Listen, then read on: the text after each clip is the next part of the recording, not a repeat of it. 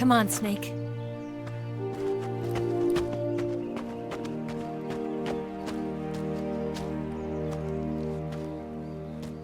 We made it.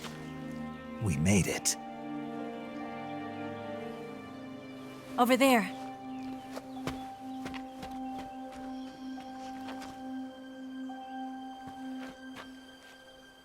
It's the boss, isn't it? I'll go get the wig ready to take off. Right. I'll leave you two alone. But come back in one piece, okay?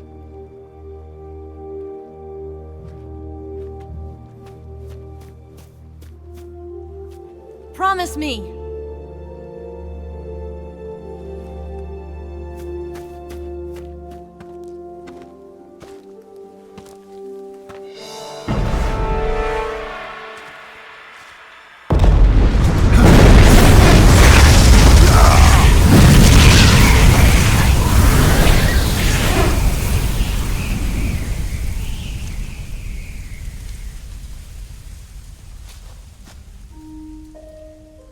Life's end. Isn't it beautiful? It's almost tragic. When life ends, it gives off a final lingering aroma. Light is but a farewell gift from the darkness to those on their way to die. I've been waiting, Snake, for a long time. Waiting for your birth, your growth, and the finality of today. Boss. Why are you doing this? Why? To make the world one again. The world used to be whole. But with the end of the Second World War, the philosophers began to fight amongst themselves, and the world was torn apart. The Cobras, my comrades who trained and fought alongside me, were torn apart as well. The foibles of politics and the march of time can turn friends into enemies just as easily as the wind changes. Ridiculous, isn't it? Yesterday's ally becomes today's opposition. And this Cold War? Think back. When I was leading the Cobras, America and Russia were fighting together. Now, consider whether America and Russia will still be enemies in the 21st century. Somehow I doubt it. Enemies change along with the times, the flow of the ages, and we soldiers are forced to play along. I didn't raise you and shape you into the man you are today just so we could face each other in battle. A soldier's skills aren't meant to be used to hurt friends. So then what is an enemy? Is there such a thing as an absolute timeless enemy? There is no such thing, and never has been. And the reason is that our enemies are human beings like us. They can only be our enemies in relative terms. The world must be made whole again. The philosophers must be reunited. I will devote my skills to that purpose. And with the Colonel's money, I will achieve that end. Just as I once created the Cobras. They are my family. I may no longer be able to bear children, but I still have a family. It was November 1st, 1951. I was in the Nevada desert participating in atomic testing. The name Nevada is derived from Spanish, covered in snow, white as snow. And snow is exactly what I saw in that Nevada desert. It froze my blood white. Snake, you were an atomic test subject, weren't you?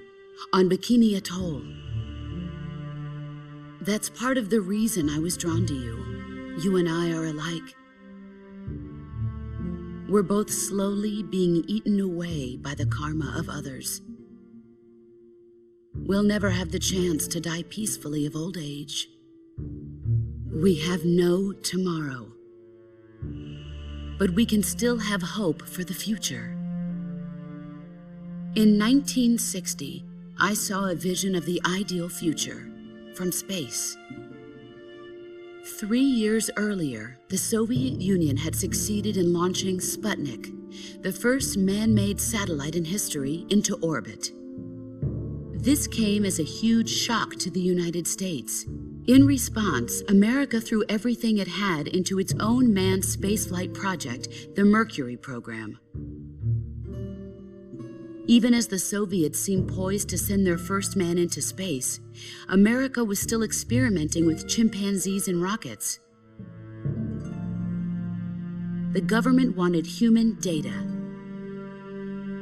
so they secretly decided to send a human being into space. I was the one they chose. At the time, they didn't have the technology to block out cosmic rays, and whoever they sent up would inevitably be exposed to heavy radiation. That's why they chose me. After all, I'd already been irradiated once. Of course, you won't find any of this in the history books. I could see the planet as it appeared from space. That's when it finally hit me. Space exploration is nothing but another game in the power struggle between the US and the USSR. Politics, economics, the arms race, they're all just arenas for meaningless competition. I'm sure you can see that, but the Earth itself has no boundaries. No East, no West, no Cold War. And the irony of it is, the United States and the Soviet Union are spending billions on their space programs and the missile race, only to arrive at the same conclusion. In the 21st century, everyone will be able to see that we are all just inhabitants of a little celestial body called Earth. A world without communism or capitalism, that is the world I wanted to see. But reality continued to betray me. In 1961, I was sent to Cuba, to Bahia de Cochinos. It was part of a CIA-sponsored invasion under the guise of taking Cuban exiles back to their country. But the US government betrayed them. Our weak-kneed president held back their air support. Defenseless, the exiles were annihilated by the Cuban army. All I could do was watch in silence. I was set up by the very country I'd sacrificed so much for, by the very government I dedicated my life to defending. I was driven from the surface world, and I went underground. Then, 2 years ago, I faced the sorrow, my old comrade in battle. He was my friend. But one of us had to die. I was left with no choice. The sorrow gave his life for me. There is no enmity between us. One must live, and one must die. That was the mission. The ones who gave me that mission were the philosophers. Early in the 20th century, the true holders of power in the United States, the Republic of China, and the newly formed Soviet Union gathered together in a secret meeting that would later be known as the Wise Men's Committee. The secret pact they formed there marked the beginning of the philosophers. But the last of the original members died in the 1930s. After that, the organization began to run out of control, and the Wise Men's Committee degenerated into a mere shell of its former self. The philosophers of today have no sense of good or evil. Their influence extends to countries and organizations involved in every aspect of every war. They have become war itself.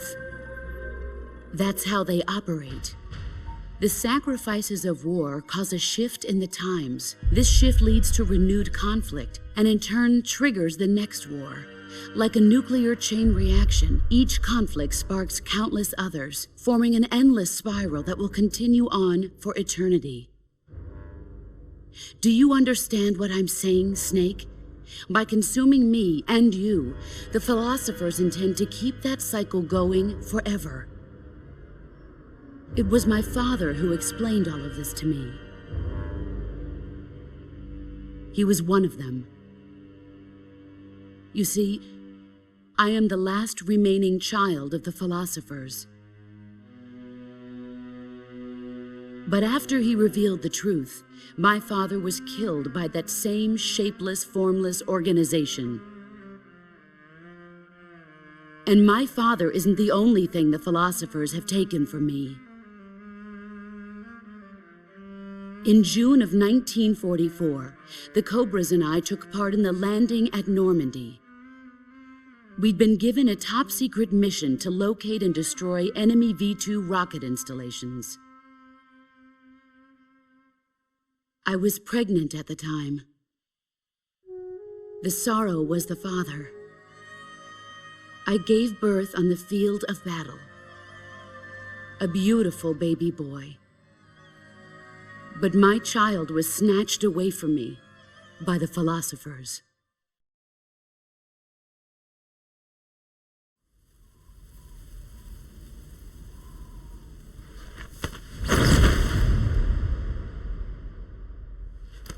Look at this scar. This is proof that I was once a mother. I gave up my body and my child for my country. There is nothing left inside me now. Nothing at all. No hatred, not even regret. And yet sometimes at night, I can still feel the pain creeping up inside me, slithering through my body like a snake.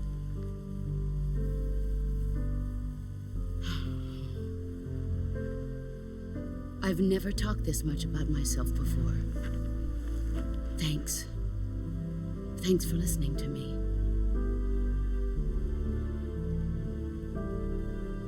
I feel content. Snake, commence the operation. I raised you. I loved you. I've given you weapons, taught you techniques, endowed you with knowledge. There is nothing more for me to give you. All that's left for you to take is my life, by your own hand. One must die, and one must live. No victory, no defeat. The survivor will carry on the fight. It is our destiny. The one who survives will inherit the title of boss. And the one who inherits the title of boss will face an existence of endless battle. I'll give you 10 minutes. In 10 minutes, Miggs will come and bomb the hell out of this place. If you can beat me in less than 10 minutes, you'll be able to escape in time. Let's make this the greatest 10 minutes of our lives, Jack. Boss. You're a soldier. Finish your mission. Prove your loyalty. Face me. I come. Excellent, Jack.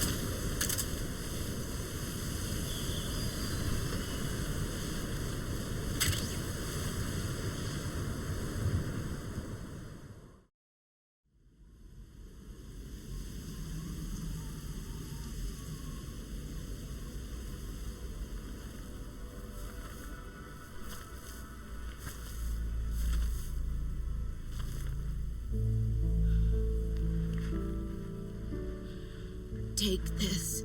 Keep it safe.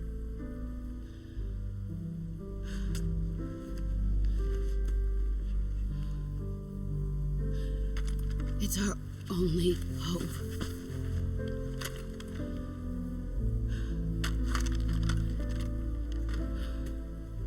A patriot? Why are you giving me this? Jack. Or should I say, Snake. You're a wonderful man. Kill me. Kill me now. Do it.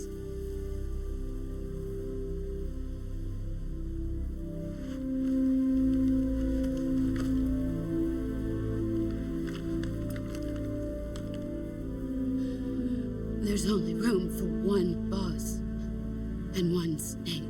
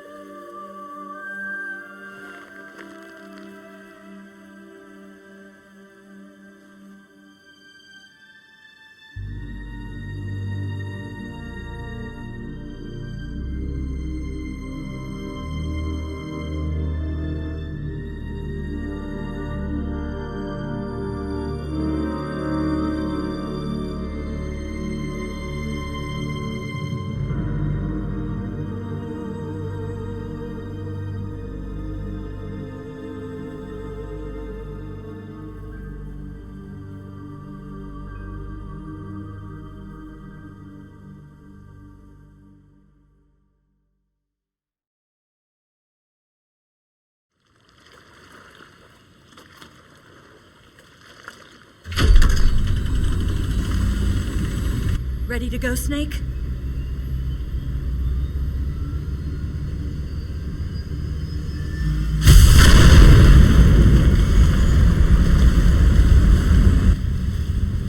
Are you okay?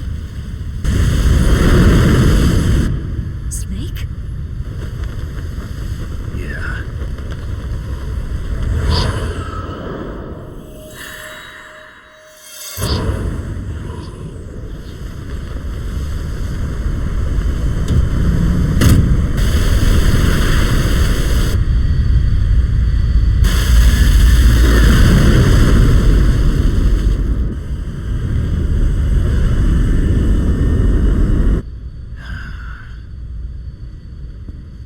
I told you could trust me.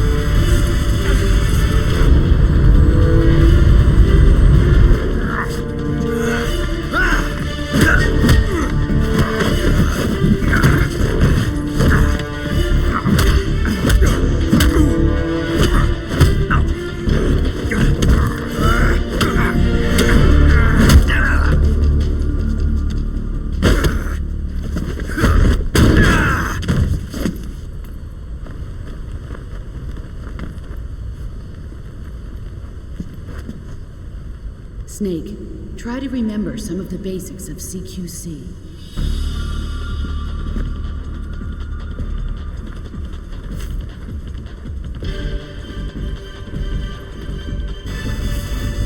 Not good!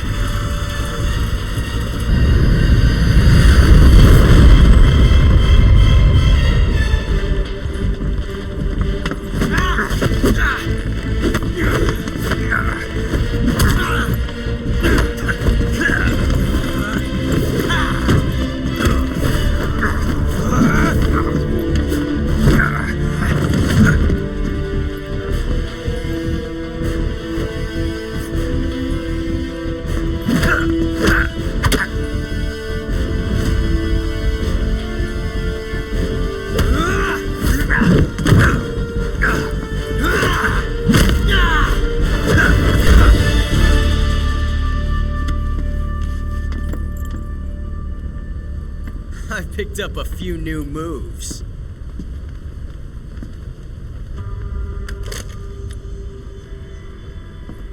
Huh.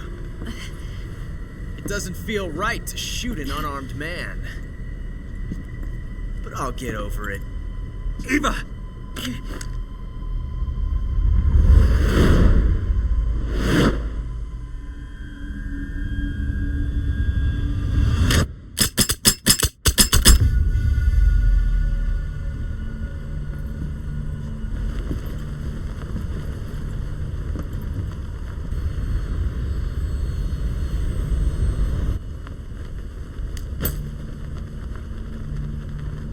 What do you say to one last showdown? Yeah, all right.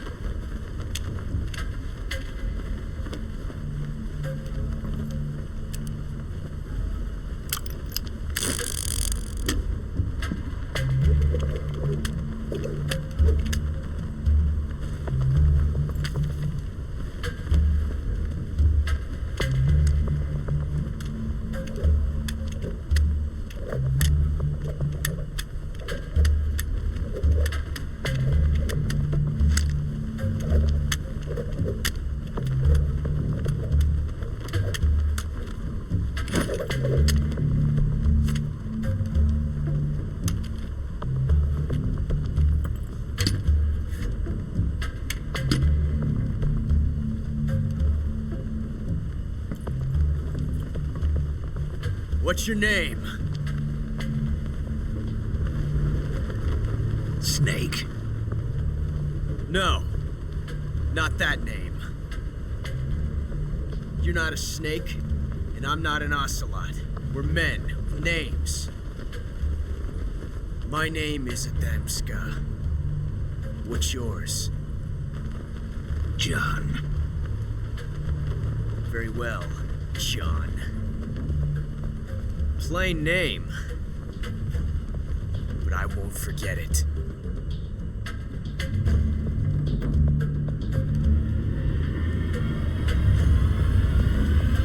Come on!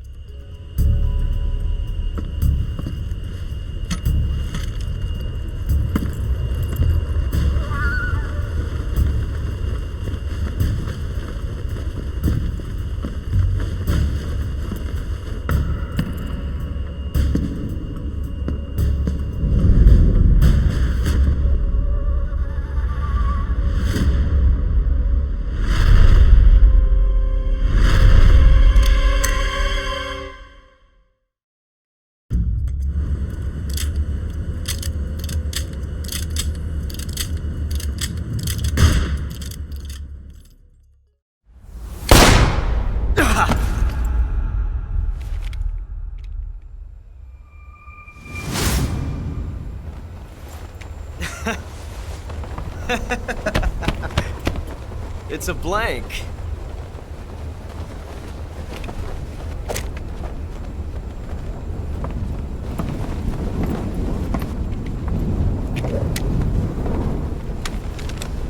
Ah, that was fun.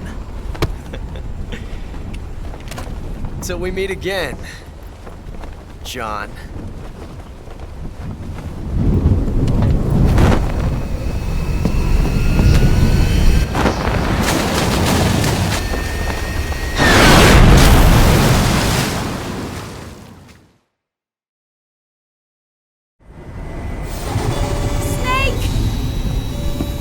Give me a hand! Pull!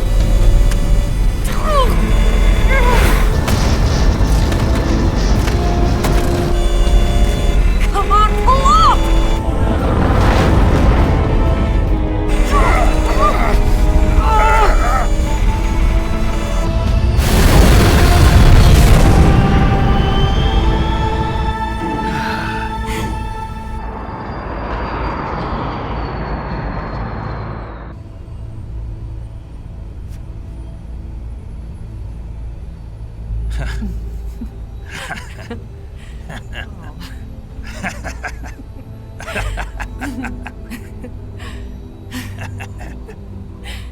We made it. Yeah, we sure did.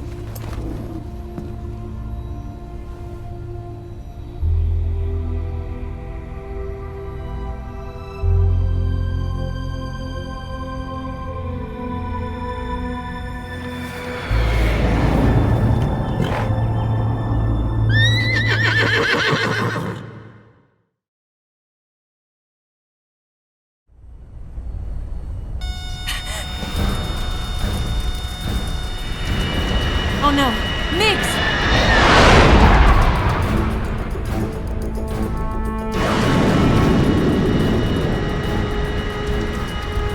There's no way out! What are we gonna do? We've come too far to let them stop us now. Those things have got to be armed. It's no use. There's no way we can outmaneuver them.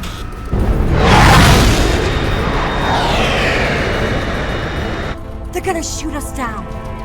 We were so close. Weapon systems on. Locked on target. I got tone. You were great, Eva. Huh? Thanks.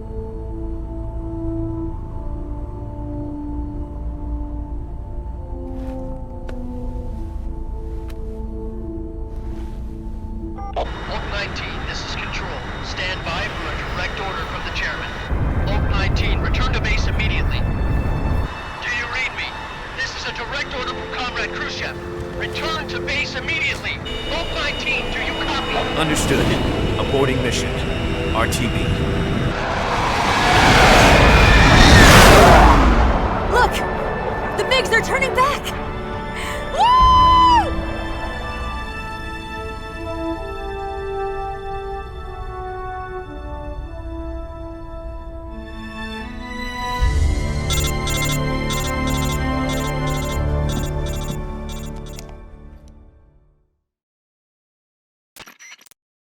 Well done, Snake. The MiGs disengaged. Most likely under orders from Khrushchev. Is this his way of helping us? Who knows? Maybe he didn't want things to get messier than they already are. Or maybe he just wanted us to owe him one. The important thing is, you made it out alive. As long as Khrushchev is with us, I don't think they'll be coming after you. It should be smooth sailing all the way to Alaska. I'm sending someone out to Galena Base to meet you. To meet me?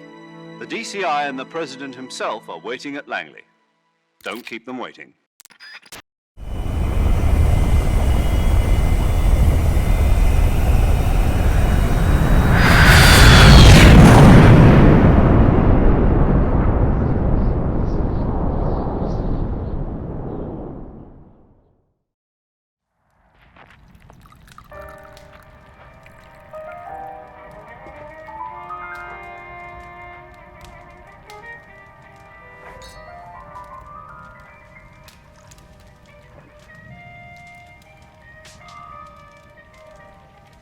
So what are you going to do now? Go back to the KGB? What do you want me to do? Did you ever think about coming back to America? I can't go back. I've left America behind me. But you saved this country. I didn't do it alone.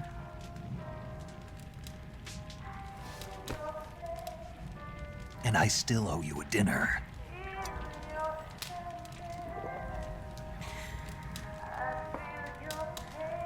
Is that part of your mission too? Or is it an order? Or is it an invitation?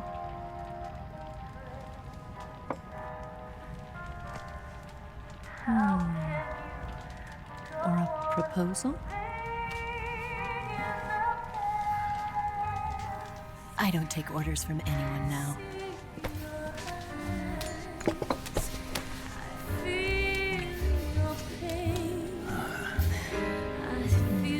Sadness inside of me.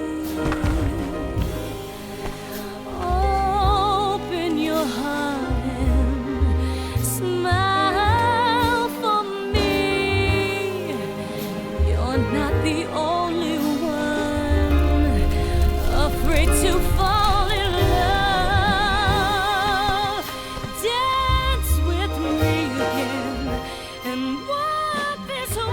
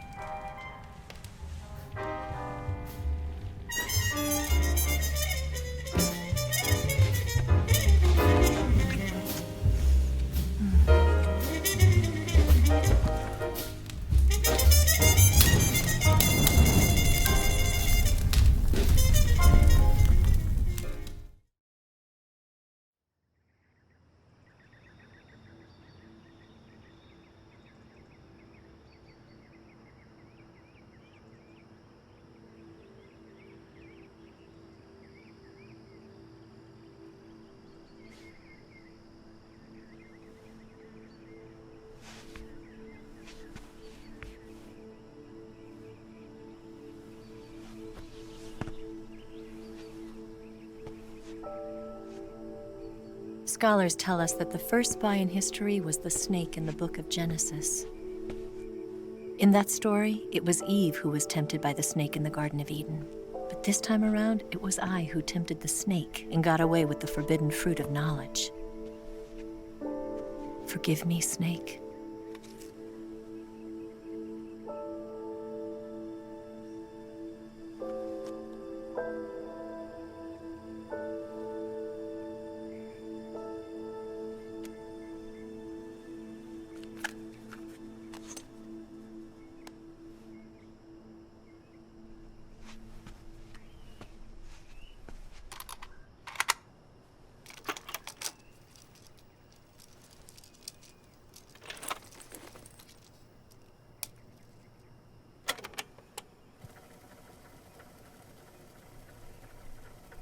Good morning, Snake.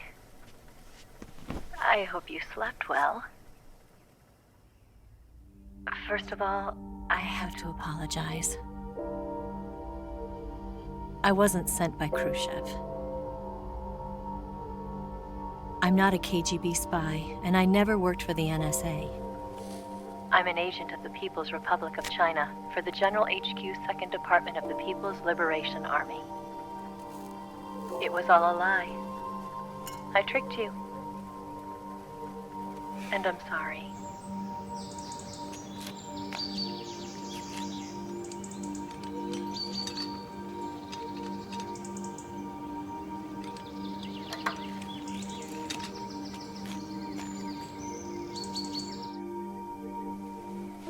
The philosophers still exist in China, too.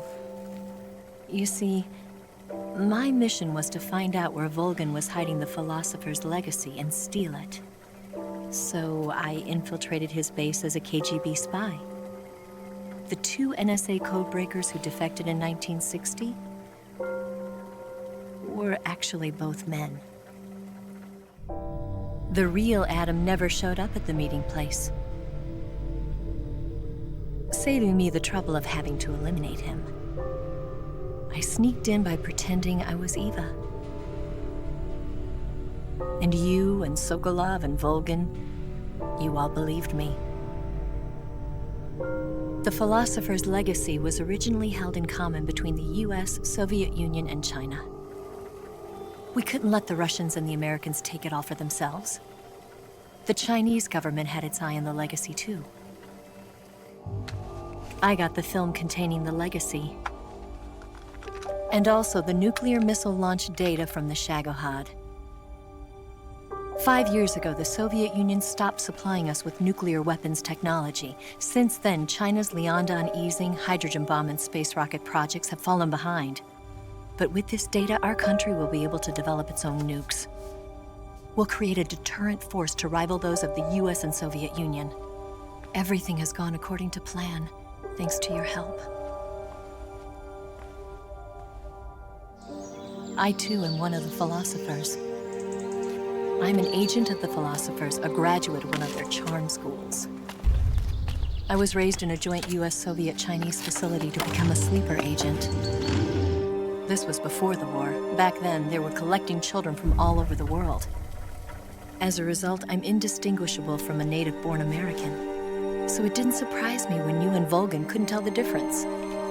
But she knew right from the beginning. She knew because before the war, she was at one of the philosopher's schools too, as an instructor. The boss was the only one I couldn't fool. She was the only one who knew I was a fake. She told me everything. Why did she open her heart to me like that? At the time, I couldn't understand it. But now, I think I do. Snake. She wanted you to know the truth. She chose me to tell you. That's why she saved my life. I've lied to you so many times, but not this time. My orders from the government were to obtain the legacy and to eliminate everyone who knew the truth about what happened. In other words, I'm supposed to kill you.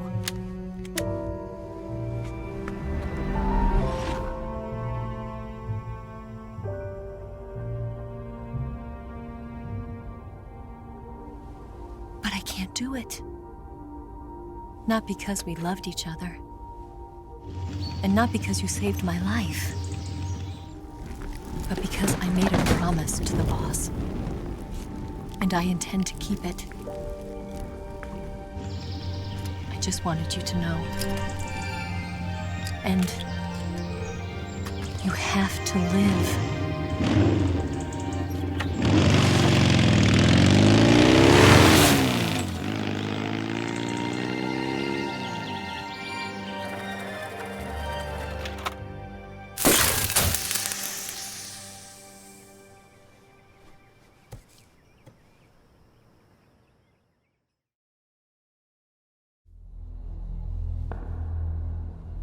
Snake, listen to me.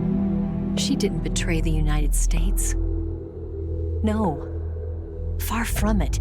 She was a hero who died for her country. She carried out her mission knowing full well what was going to happen.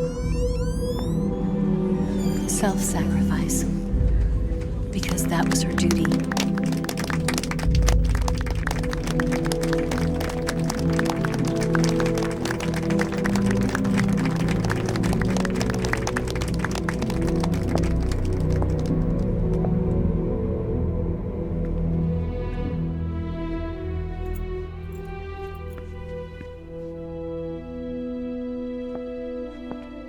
You are above even the boss. I hereby award you the title of Big Boss.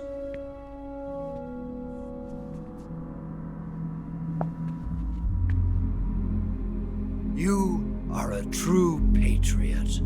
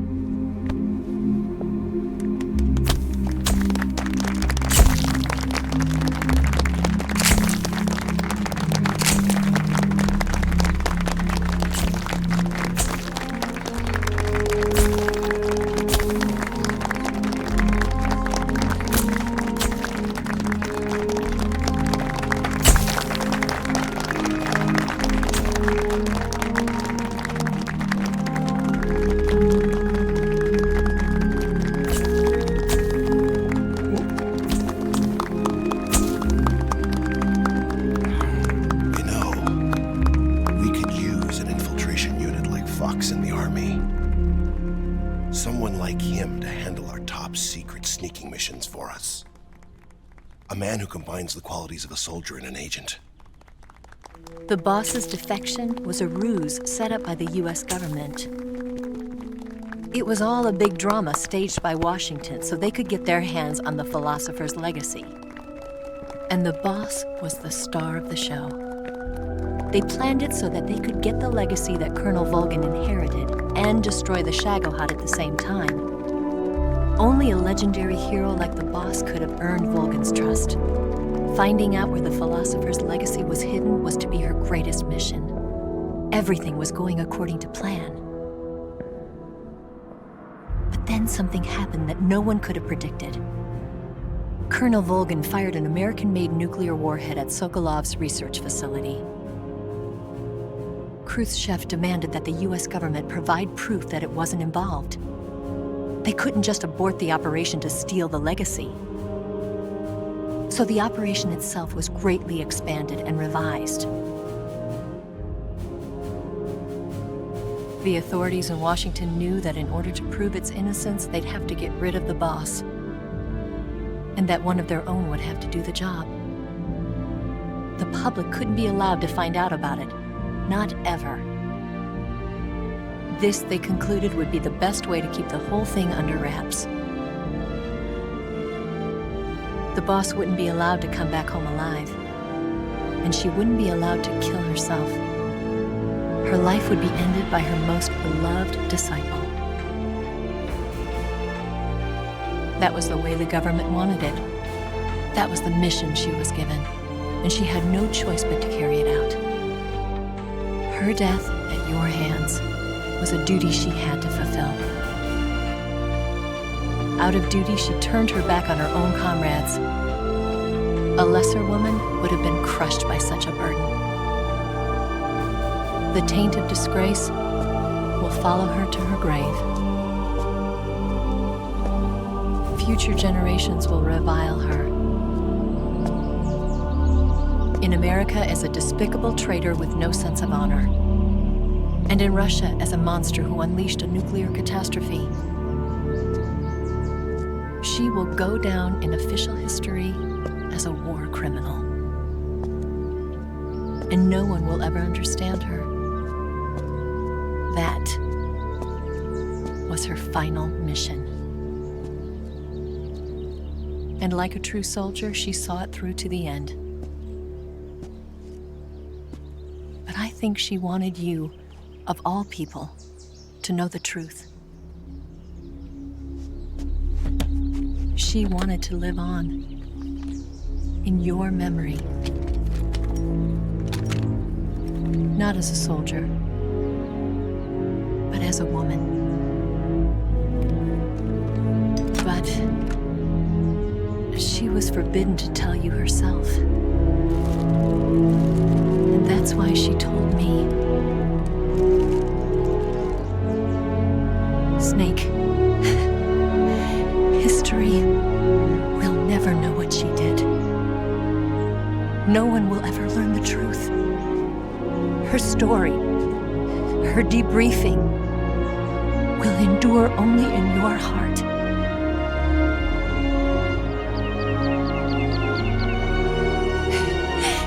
Everything she did for her country. She sacrificed her life and her honor for her native land. She was a real hero. She was a true patriot.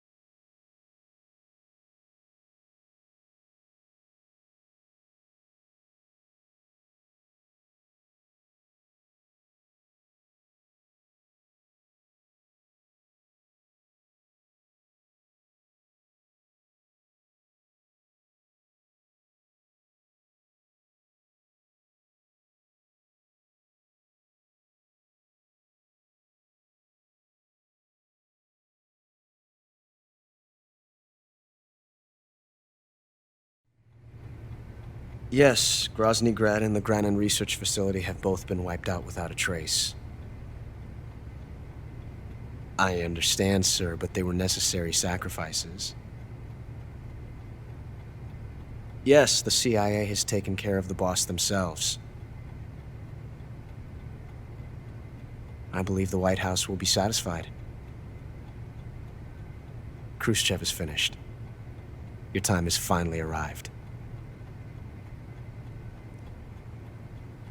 Yes, the American president is relying on us to keep a lid on the whole affair. We've got him by the balls. It should make a valuable trump card in future negotiations. Yes, Chief Director, of course. I'll keep the KGB informed.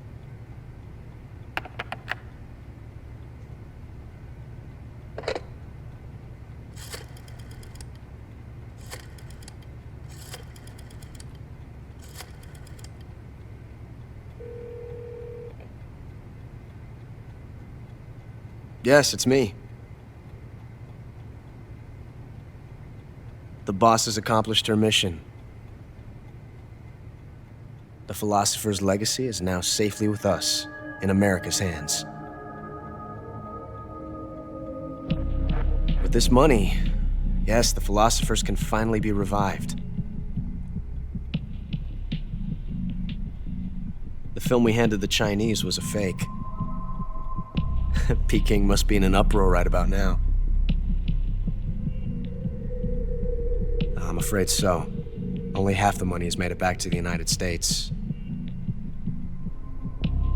The KGB must still have part of the legacy. Yes, the weapon has been reduced to ashes.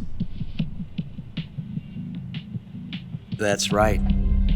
Grozny Grad has been obliterated by the Davy Crockett we brought in as well. Yes, that was the boss's work too. Speaking of which, I've obtained something from Granin that you might find interesting. It's a revolutionary new nuclear attack system. Perhaps it might just come in handy someday. Yes, we have Snake to thank for that. Khrushchev believed it as well. Yes, they bought our story. I don't think they'll be making a fuss. The secondary alert has been lifted as well. And the Soviets still haven't discovered my true identity. They have no idea that I've been triple-crossing them. I will continue my activities as a contact for the new government. Yes, it appears that no one knew that I was Adam. Of course, I am always at the CIA's disposal, Mr. Director.